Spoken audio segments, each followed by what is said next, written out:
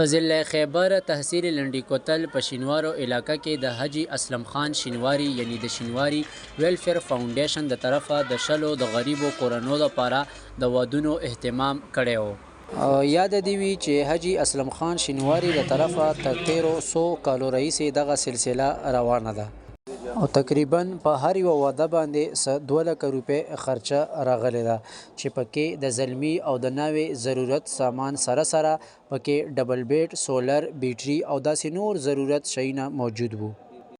په دې ودونو کې د ضلعي پولیس افسرانو سره سره سیاسي، سماجي او د ډیرو لرو ځایونو نه خلکو پکې ګډون کړ. اسلم شینواری تر وینا تر مخه چې کوم ځوانان د دغه سنت نبوي عمل نه محرومه پاتې دي هغوی ځوانانو له ودونه کول دي.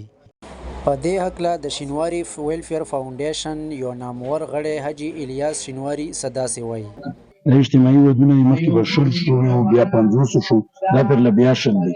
مخکې به موږ لاټري اچوله، دا پرله موږ فیصله وکړه چې عمر په لحاظ باندې چې چا عمر زیات یا آی ډي کارډ باندې که نه هغه په لحاظ باندې. نو دې ودو کې سولر شیشه، پکای، بیټري، ډبل بیډ، سوم، جیلی له جامې، وړکي له او مطلب په هزار یا نو دا ضرورت والا سامان دی پکې او امیر ډېر ضرورت چې چا به یې وسي که نه او دا داسې خلک وي چې دغو خلکو داسې د ودونو ترتیب به سداسې و چې د ټولې علاقې نه به د غریبو خلکو نومونه ولیکلی شول او بیا به د قراندازۍ په شکل کې د زلمیانو انتخاب وشو، خو دا ځل دوی د عمر په نسبت سره د زلمیانو انتخاب ځکه چې کم عمره هلکان به په قراندازۍ کې راووتل او پاخه عمر ځوانان به د قراندازۍ کې پاتې شول.